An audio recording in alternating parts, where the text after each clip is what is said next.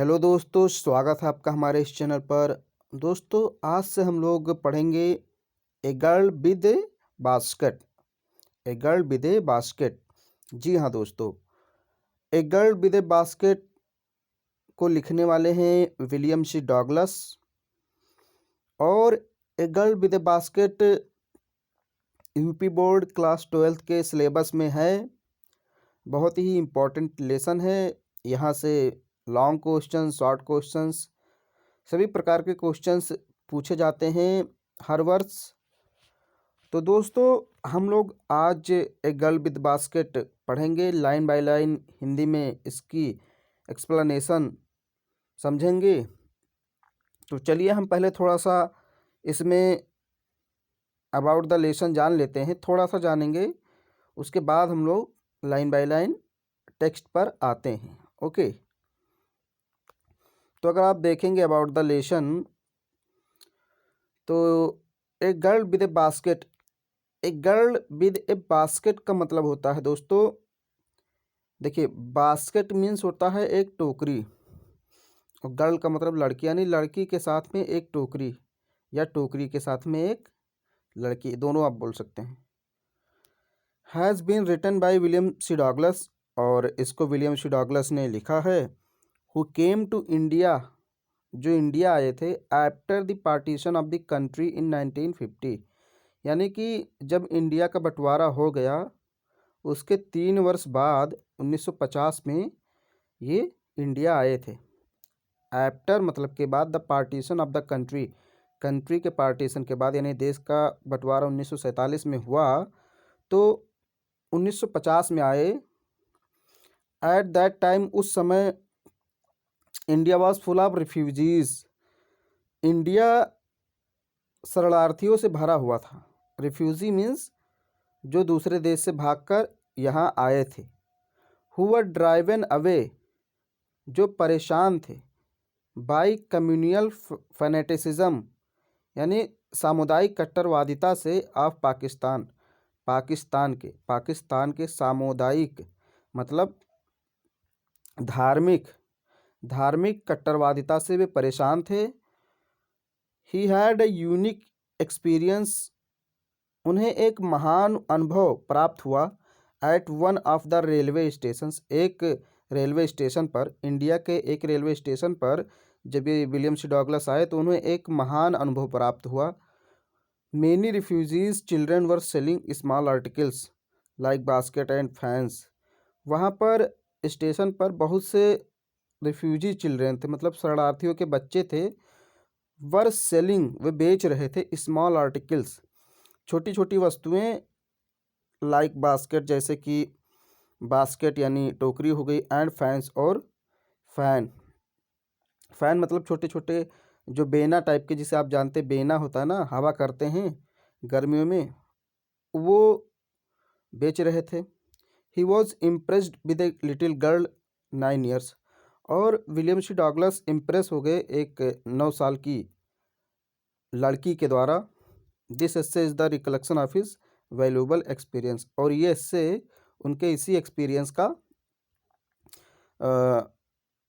उनके इसी एक्सपीरियंस की उपलब्धि है। मतलब इस लेसन में उन्होंने क्या बताया है, यही अपने एक्सपीरियंस को बताया है। ओके, तो अब चलिए हम लोग इसको लाइन बाय लाइन हिंदी में समझते हैं और इसके टेक्स्ट पर ध्यान देते हैं। दोस्तों, बहुत ही इम्पॉर्टेंट है और बहुत ही इजी लेसन है दोस्तों, आपको कोई कठिनाई इसमें नहीं आएगी, इतना जान लीजिए।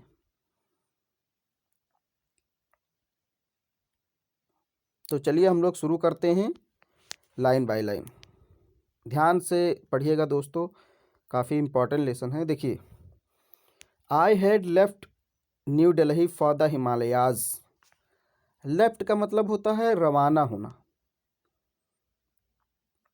देखिए, I had left new Delhi, मैंने न्यू दिल्ली को छोड़ दिया या न्यू दिल्ली से रवाना हो गया।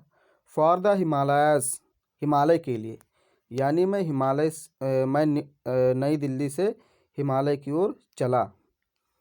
I had left new Delhi for the Himalayas, मैंने न्यू दिल्ली को छोड़ दिया, मतलब नई दिल्ली को छोड़ दिया। फॉर द हिमालयाज, और हिमालय के लिए रवाना हुआ। इसका मतलब ये हुआ कि मैं नई दिल्ली से हिमालय के लिए रवाना हुआ। Okay, I was going as far as Bareilly by train. और कहते हैं कि मैं बरेली तक, एज फार एज का मतलब यहाँ पर क्या है, तक। I was going as far as Bareilly, मैं बरेली तक गया बाई ट्रेन, ट्रेन के द्वारा।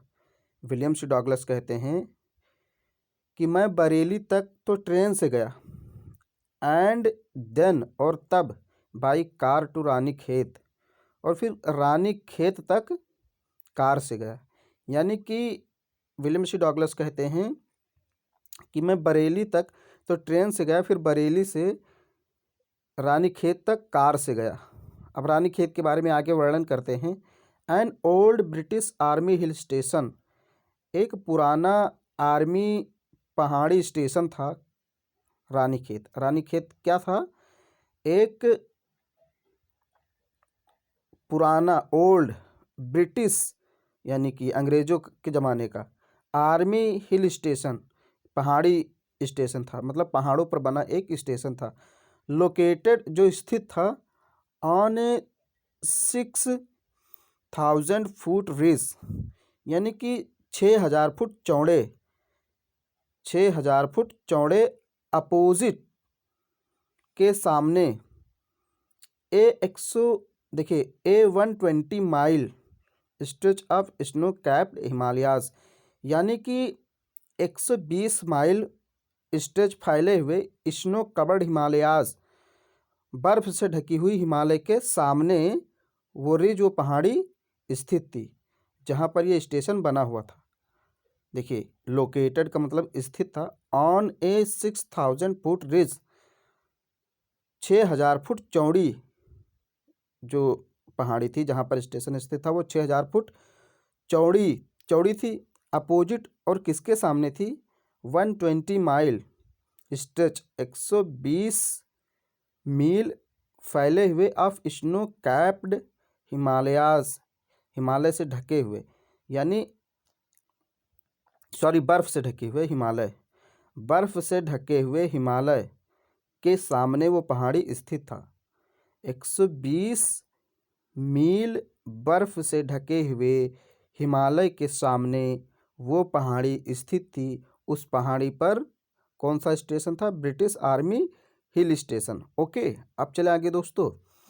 द ट्रेन वॉज स्लो, ये जो ट्रेन थी बहुत ही स्लो थी, बहुत धीरे धीरे चल रही थी train. And it stopped at all the way stations, and और इट स्टॉप्ड, ये रुकती थी, एट ऑल, लगभग सभी, द वे स्टेशंस, रास्ते में आने वाले स्टेशंस पर, लगभग ये सभी स्टेशनों पर रुकती थी जो रास्ते में आते थे।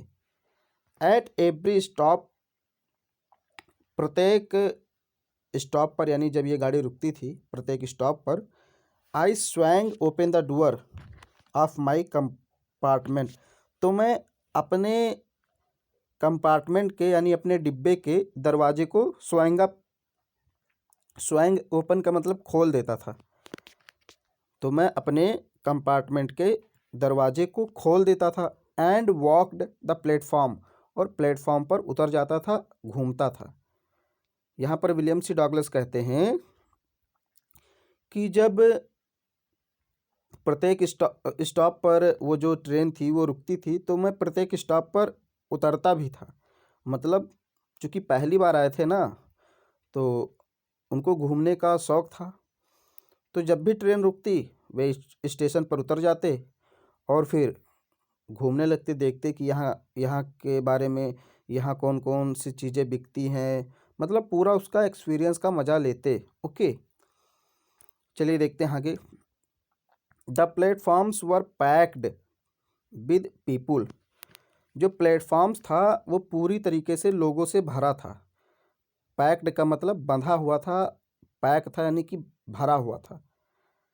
The platforms were packed with people, जो प्लेटफॉर्म था वो पूरी तरीके से लोगों से भरा हुआ था। और किस प्रकार के लोगों से भरा हुआ था, सिख, यानी सिख लोगों से मुस्लिम्स, मुस्लिम से हिंदूज, हिंदू से सोल्जर्स, सिपाहियों से, मर्चेंट, व्यापारियों से, प्रीस्ट, पुजारियों से,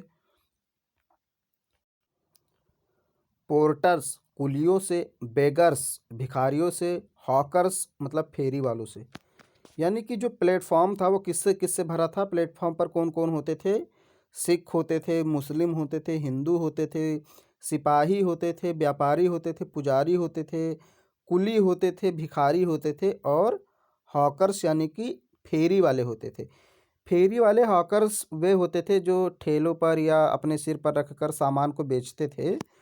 इन सभी लोगों से वो प्लेटफॉर्म पूरी तरीके से भरा होता था। ओके दोस्तों, फिर आगे है almost everyone was bear foot. लगभग सभी लोग नंगे पांव थे, मतलब उनके पैरों में जूते या चप्पल नहीं थे। बेयर फुट का मतलब नंगे पांव। Almost everyone was bear foot, लगभग पूरे लोग, सारे के सारे जो लोग थे बेचने वाले या जो सिख, मुस्लिम, हिंदू जो भी थे वहाँ, वे बेयर फुट थे, नंगे पैर थे। And dressed in loose white garments, dressed का मतलब पहने हुए थे, in loose white garments, loose का मतलब ढीला ढाला, वाइट गारमेंट्स मतलब सफ़ेद कपड़े। यानी जो इंडियन लोग थे स्टेशन पर या फिर जो भी हिंदू मुस्लिम थे, वे सब के सब कैसे कपड़े पहने थे, ढीले ढाले कपड़े थे और खादी के कपड़े थे, मतलब वाइट गारमेंट्स, सफ़ेद कपड़े, जो भी कुर्ता पैजामा उस समय चलता होगा वही पहने रहे होंगे दोस्तों। I would ask, I would ask मैं पूछता, यानी कि जब ये स्टेशन पर उतरते तो ये कुछ लोगों के बारे में वहाँ से पूछते, स्टेशन पर कुछ लोगों से पूछते कुछ ना कुछ चीज़। तो वही कहते हैं आई वुड आस्क, मैं पूछता एट लीस्ट 3 पीपल, कम से कम 3 लोगों से, before I could find one who spoke English, जब तक कि मैं एक इंग्लिश बोलने वाले को ना पा जाता। क्योंकि दोस्तों ये जो विलियम सी डॉगलस थे ये हिंदी नहीं जानते थे। तो जब ये स्टेशन पर उतरते तो वहाँ पर 3-4 लोगों से बात करते, और बात करते ये देखते थे कि काश कोई यहाँ इंग्लिश बोलने वाला मिल जाए तो फिर उससे हम जो काम करना चाहेंगे करवा लेंगे, क्योंकि हिंदी में बोल ही नहीं पाते थे। तो वही ये कहते थे कि मैं कम से कम 3 लोगों से तो पूछता ही था, और जब तक कि मुझे कोई इंग्लिश बोलने वाला ना मिल जाए। आई वुड आस्क मैं पूछता था एटलीस्ट कम से कम 3 पीपुल, 3 लोगों से, मतलब 3 लोगों से मैं बतियाता था। बिफोर के पहले आई कुड फाइंड मैं पा सकता वन स्पोक इंग्लिश, एक ऐसे व्यक्ति को जो इंग्लिश बोल सकता है।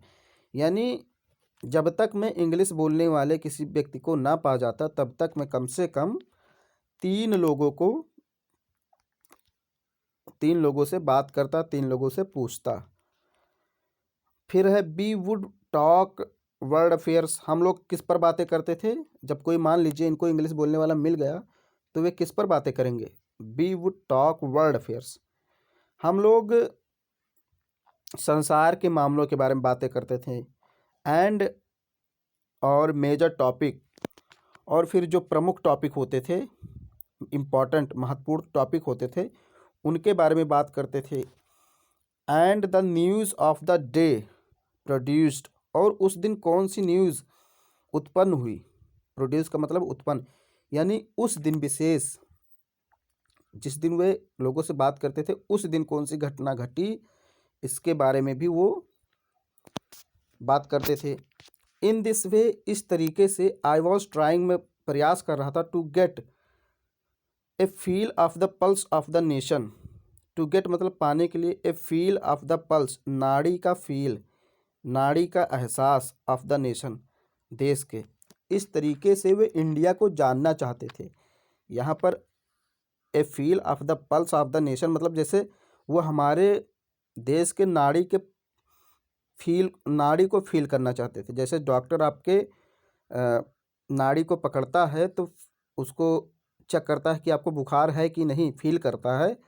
तो ठीक इसी प्रकार विलियम सी डॉगलस हमारे देश के बुखार को नाप रहे थे। इसका मतलब देख रहे थे कि यहाँ पर कितनी अच्छाइयाँ हैं, कितनी बुराइयाँ हैं, ये सब देख रहे थे।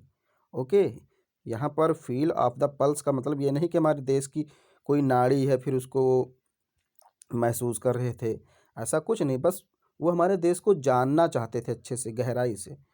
तो वही कह रहे हैं, इस तरीके से लोगों से बात करके आई वॉज ट्राइंग, मैं प्रयास कर रहा था, to get a feel of the pulse of the nation, यानी कि इस नेशन के बारे में जानने का, इस नेशन के बारे में, इस देश के बारे में, इसकी अच्छाई बुराई, इसकी विशेषताओं के बारे में जानने का मैं प्रयास कर रहा था गहराई से। Okay, to get a feel of the pulse of the nation का मतलब यही हुआ। चेकिंग और चेक कर रहा था ओपिनियन, विचार, मैं लोगों के विचार चेक कर रहा था कि लोग किस प्रकार सोचते हैं, उनकी क्या विचार हैं। Against official attitudes and reports, ये जो ऑफिशियल एटीट्यूड्स हैं यानी जो सरकारी कामकाज हैं, एंड रिपोर्ट्स और सूचनाएं हैं, इनके बारे में मैं जानना चाहता था कि सरकार के प्रति भारत के लोगों का क्या रवैया है, मतलब कैसे विचार रखते हैं।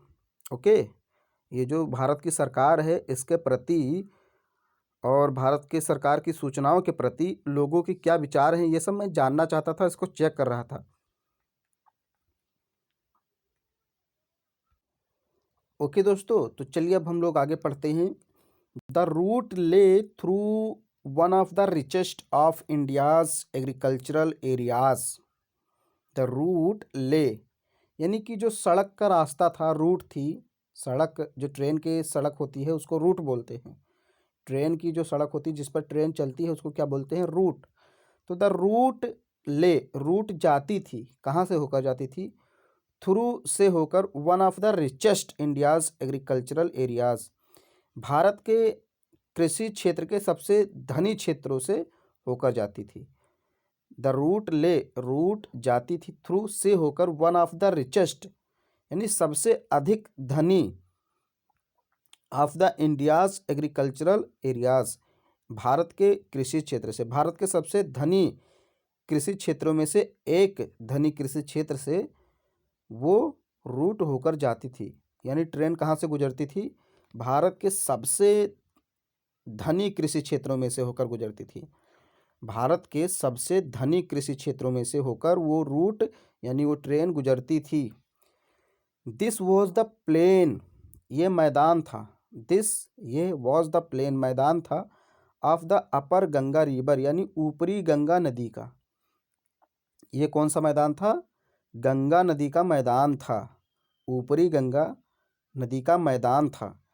1000 फीट एबव सी लेवल यानी कि 1000 फीट ऊंचा था, एबव द सी लेवल, समुद्र की सतह से 1000 फीट ऊंचा था। बट ट्रॉपिकल, लेकिन उष्णकटिबंधीय था, मतलब गर्मी वाला क्षेत्र था। ओके ओके दोस्तों, तो चलिए हम लोग आगे पढ़ते हैं। The Ganga was brown silt, the Ganga was brown silt, जो गंगा नदी थी, वॉज ब्राउन सिल्ट, ब्राउन का मतलब भूरी, सिल्ट का मतलब मिट्टी, वो भूरी मिट्टी से लसी हुई थी। मतलब जो गंगा नदी थी उसके किनारे किनारे कौन सी मिट्टी पाई जाती थी, भूरी मिट्टी, बालुई मिट्टी, मतलब उसके आसपास बालुई मिट्टी की एक मैदान सी बन गई थी। The Ganga was brown silt, पूरी की पूरी गंगा जो थी वो ब्राउन सिल्ट दिख रही थी एकदम, ऐसा लगता था कि यहाँ पर एकदम पूरी की पूरी गंगा जो है भूरी मिट्टी से यानी बालुई मिट्टी से पटी हुई है। अगर आप गंगा के किनारे देखेंगे दोस्तों तो एक बहुत बड़ा क्षेत्र में मैदान पाया जाता है और वो ब्राउन सिल्ट यानी कि भूरी मिट्टी जैसा दिखता है, भूरी मिट्टी का होता भी है। ओके, तो गंगा वॉज ब्राउन सिल्ट यानी गंगा भूरी मिट्टी के समान एकदम प्रतीत हो रही थी। स्वैलन, स्वैलन का मतलब होता है दोस्तों भरी हुई थी, विद फ्लड वाटर्स, बाढ़ के पानी से, यानी उस समय गंगा में क्या आई हुई थी, बाढ़, बहुत ज़्यादा पानी भरा हुआ था। इट्स ओवरफ्लो, और इसका जो ओवरफ्लो है यानी कि आवश्यकता से अधिक जो इसका बहाव है, आवश्यकता से अधिक उस समय बह रही थी, बहुत ज़्यादा पानी था, तो उसका जो ये ओवरफ्लो है, इंडेंटिंग सॉरी इनंडेटिंग, इनंडेटिंग का मतलब होता है डुबोना, इट्स ओवरफ्लो, इसका ओवरफ्लो इनंडेटिंग, डुबो रहा था, thousands of acres of rice, यानी हजारों एकड़ चावल की फसल को। गंगा उस समय कैसी दिख रही थी? ब्राउन शिल्ट दिख रही थी और एकदम बाढ़ के पानी से भरी हुई थी। और इसका जो ओवरफ्लो है, जो इसका अधिकतम बहाव है, ये हजारों एकड़ चावल की फसल को बर्बाद कर रहा था, डुबो रहा था। ओके, इनंडेटिंग का मतलब क्या होता है? डुबोना। टू द नॉर्थ, यानी उत्तर की ओर, वर जंगल्स, जंगल थे, ग्रेट एक्सपेंसेस ऑफ ग्रास, घास के बड़े बड़े विस्तृत, यानी कि उत्तर में घास के बड़े बड़े जंगल थे। अब घास के कैसे जंगल हो सकते हैं दोस्तों?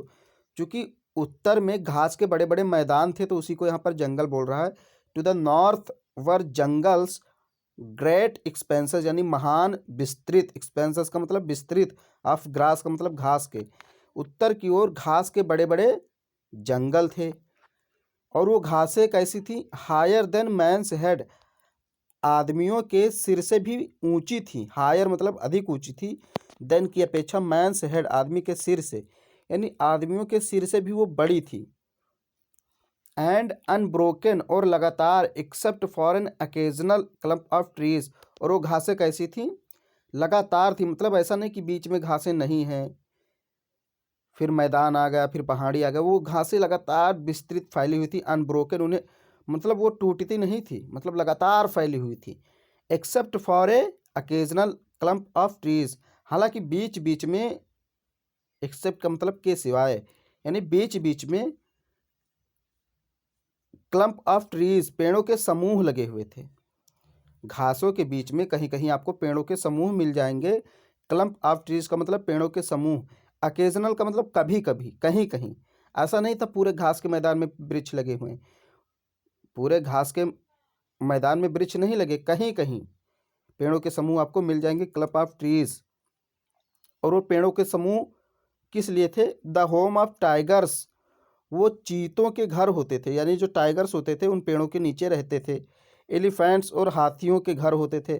पाइथन्स और कोबरा, यानी पाइथन मतलब अजगर, और कोबरा भी एक प्रकार का सांप है, इनके वो घर होते थे। वो जो पेड़ होते थे घास के मैदान में बीच बीच में कहीं कहीं लगे होते थे, वो टाइगर के, एलिफेंट, पाइथन और कोबरा के घर होते थे, यहीं पर वो लोग रहते थे। Everywhere else there was flat land running to the horizon.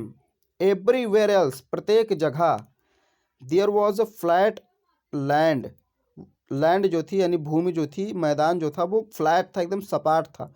Running to the horizon, और वो क्षितिज की ओर दौड़ रहा था, यानी कि जो ये मैदान था पूरा का पूरा, ऐसा लग रहा था कि अभी जाकर आसमान को छू लेगा।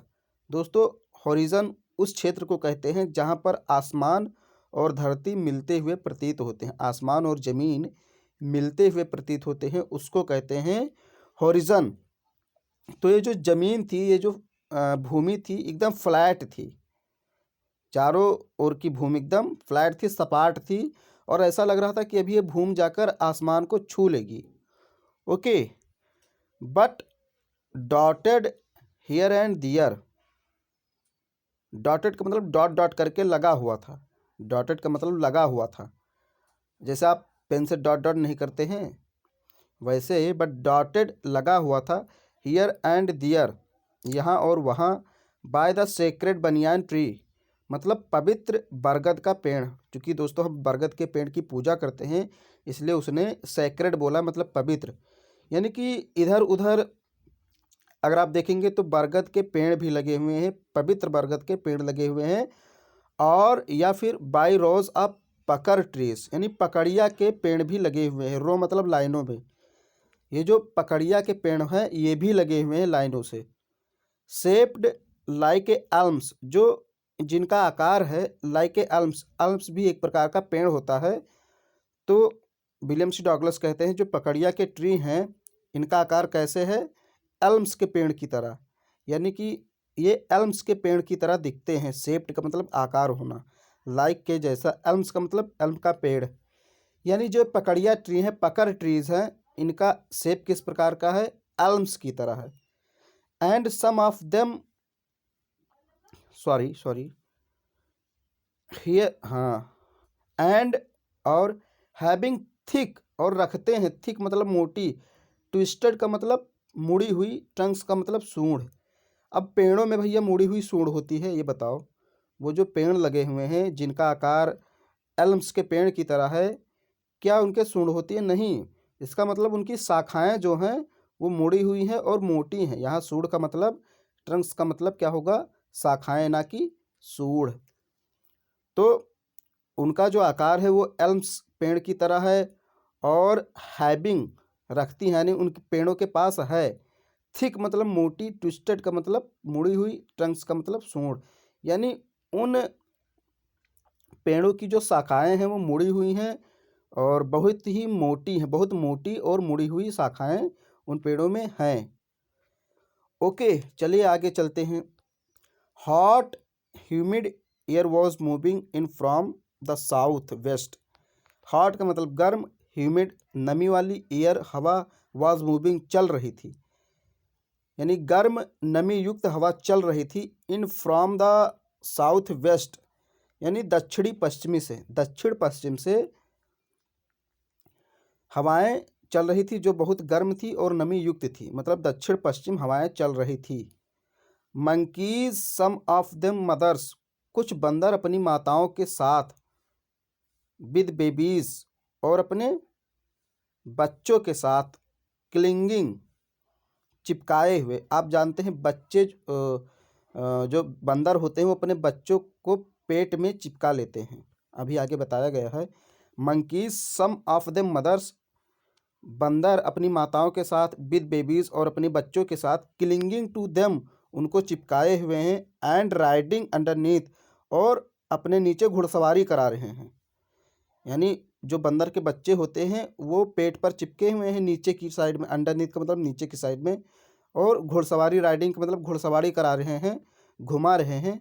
स्वैंग ऑफ ट्रीज, और पेड़ों पर लटक रहे हैं, झूला झूल रहे हैं।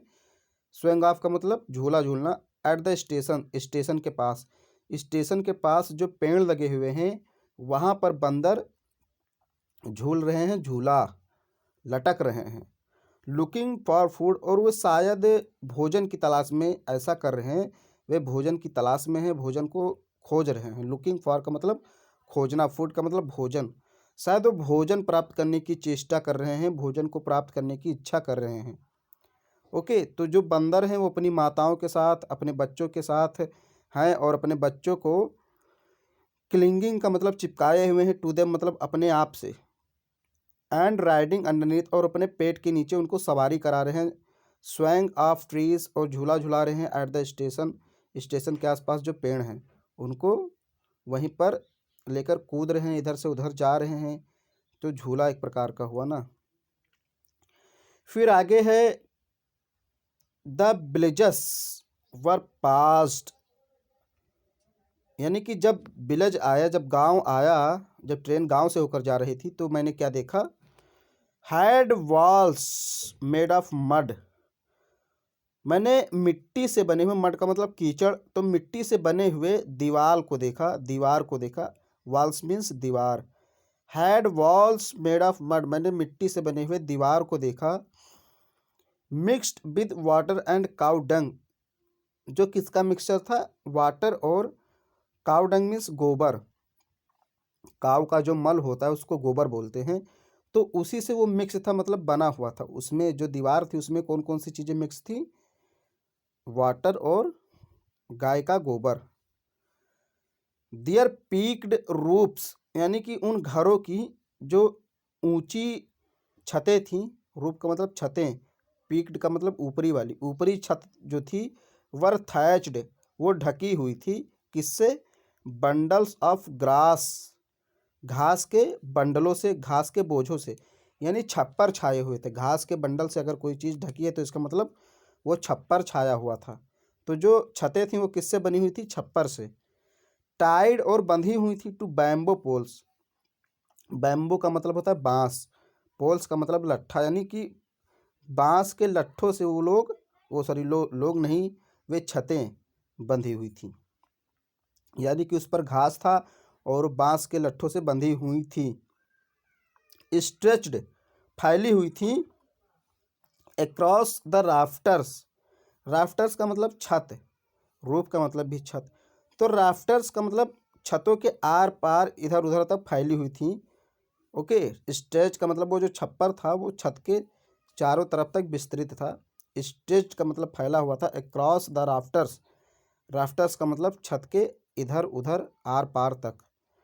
दैट डे, उस दिन, द पंपकिन वाइन्स, पंपकिन का मतलब जैसे आप लौकी हो गया या कोहड़ा हो गया, जिसे आप कद्दू कहते हैं, तो यही प्रकार के जो सब्जी होते हैं इसी प्रकार के, उनको पंपकिन बोलते हैं। तो दैट डे, उस दिन, the pumpkin vines, pumpkin vines, कद्दू की लताएं, दैट ग्रू ओवर देम, उन पर लसी हुई थी, जो उन पर लसी हुई थी, कद्दू की लताएं, कद्दू की लताएं जो उन पर लसी हुई थी, वर इन ए ब्लूम, वे खिली हुई थी। मतलब कद्दू की लताएं, यानी जो कद्दू था जो दीवालों पर या छत पर लसी हुई थी, वही कह रहा दैट डे, उस दिन, द पंपकिन वाइन्स, कद्दू की लताएं, दैट ग्रीव ओवर देम, जो उन पर लसी हुई थी, यानी किस पर, दीवारों पर या फिर छत पर जो लसी हुई थी, वर इन ब्लूम, वे खिली हुई थी। उस दिन जो लताएं दीवारों पर लसी हुई थी वो एकदम खिली हुई थी। मतलब आप जानते हैं जो कद्दू होता है उसमें पीले पीले फूल निकलते हैं, तो वो पूरा का पूरा जो है एकदम पीला पीला दिखने लगता है। तो वही कह रहा उस दिन वो फूल भी खिले हुए थे कोहड़े में या कद्दू में। ट्रेलिंग स्ट्रीक्स, ट्रेलिंग का मतलब लटकती थी, स्ट्रीक्स का मतलब पंक्तियाँ, पंक्ति, स्ट्रीक्स का मतलब पंक्ति या फिर आप लताएं भी कह सकते हैं, जो धागे टाइप का होता नहीं है, उनकी डांड जिसे आप कहते हैं, तो वो भी लटकी हुई थी, ऑफ येलो, पीले कलर की, ओवर ड्रैब वॉल्स, यानी कि जो सीधी दीवार थी, ड्रैब का मतलब सीधी, वॉल्स का मतलब दीवार, जो सीधी सीधी दीवारें खड़ी थी उन पर पीले कलर की लटकती हुई, क्या कह सकते हैं उसको, पंक्तियाँ, वो भी एकदम सुंदर लग रही थी। जो पीले कलर की पंक्तियाँ हैं यानी जो डांड है वो भी सीधे दीवार पर लटक रहे थे, और कोहड़े के जो फूल थे इन ब्लूम, यानी वो खिले हुए थे। ओके दोस्तों, तो आज के लिए दोस्तों इतना ही। चूँकि वीडियो लंबा हो जाएगा तो आपको बोरिंग महसूस होगा, तो इसलिए हम लोग इसको 2 पार्ट में देखेंगे। आज के लिए इतना ही। बहुत बहुत धन्यवाद दोस्तों। अगर अभी तक आपने मेरे चैनल को सब्सक्राइब नहीं किया है तो कर लीजिए, ताकि आपको ऐसे ही हर लेसन के बारे में जानकारी मिलती रहे, और मैं दोस्तों पूरा का पूरा सिलेबस पूरा करा दूंगा। ओके, तो बहुत बहुत धन्यवाद दोस्तों।